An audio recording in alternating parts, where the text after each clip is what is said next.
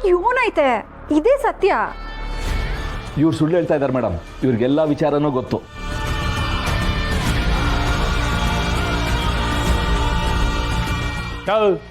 ಆವಾಗಿಂದ ತಲೆಕೆಟ್ಟು ಅಂತಾರ ಮಾತಾಡ್ತಿದ್ಯಲ್ಲ. ಏನೋ ಬಂಗಾರಮ್ಮನವ್ರ ಪರಿಚಯ ಇದ್ರು ಅಂತ ಸುಮ್ಕೆಮ್ನಿ.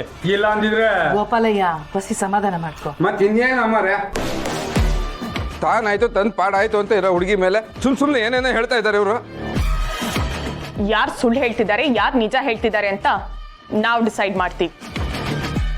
ಮೊದಲು ನೀವು ಅವರಿಬ್ರ ಬಗ್ಗೆ ಏನ್ ಗೊತ್ತೋ ಅದನ್ನ ಹೇಳಿ.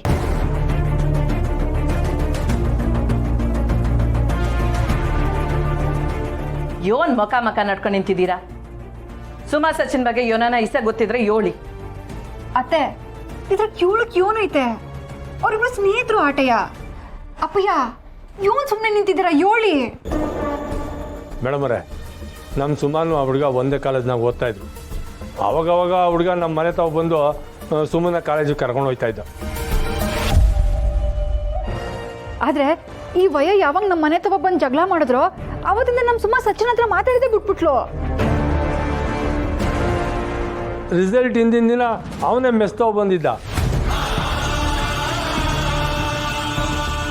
ಅಪ್ಪ ಮಾಡಿದ ತಪ್ಪಕ್ಕೆ ಮಗ ಏನ್ ಮಾಡ್ತಾನೆ ಅಂತ ನಾನೇ ಪಿರುತಿಯಿಂದ ಮಾತಾಡಿ ಕಾಪಿ ಕೊಟ್ಟೆ. ಅಪ್ಪಯ್ಯ, ಅಪ್ಪ ಮಾಡಿದ ತಪ್ಪಕ್ಕೆ ಮಗ ಏನ್ ಮಾಡ್ತಾನೆ ಅವಳು? ಮಾರನೇ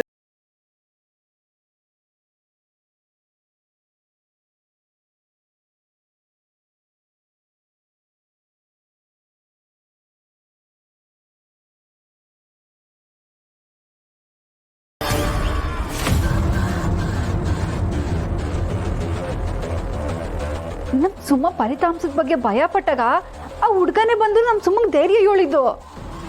ಮೇಡಮ್ ಅವರೇ, ನನ್ನ ದೊಡ್ಡ ಮಗಳು ಹೇಳ್ದಂಗೆ ಅವರಿಬ್ರು ಬರೀ ಸ್ನೇಹಿತರು ಆಟಯ್ಯ.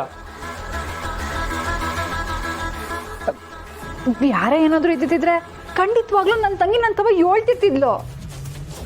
ಮೇಡಮ್ ಅವ್ರೆ, ಇವ್ರ ಮಾತು ಕೇಳ್ಕೊಂಡು ನನ್ನ ತಂಗಿ ಮ್ಯಾಕೆ ಅನುಮಾನ ಪಡಬೇಡಿ. ಪಾಪ ಸಾನ ತಂಗಿ ಮ್ಯಾಕೆ ಸ್ಯಾನೆ ನಂಬಿಕೆ ಇಟ್ಕೊಬಿಟ್ಟವಳೆ. ಇವಳು ತಾವು ಹೋಗಿ ಅವರಿಬ್ರು ಲವ್ ಮಾಡ್ತೀರ ಅಂತ ಹೆಂಗೆ ಹೇಳೋದು? ಸಹನ ಅವ್ರಿಗೆ ಇಸ್ಯ ತಿಳಿದ್ರೆ ಸಾನೆ ನೋವಾಯ್ತದೆ. ಆದರೆ ಇಸ್ಯ ಹೇಳ್ದೆ ಮುಚ್ಚಿಡೋಕ್ಕಾಗಕ್ಕಿಲ್ಲ.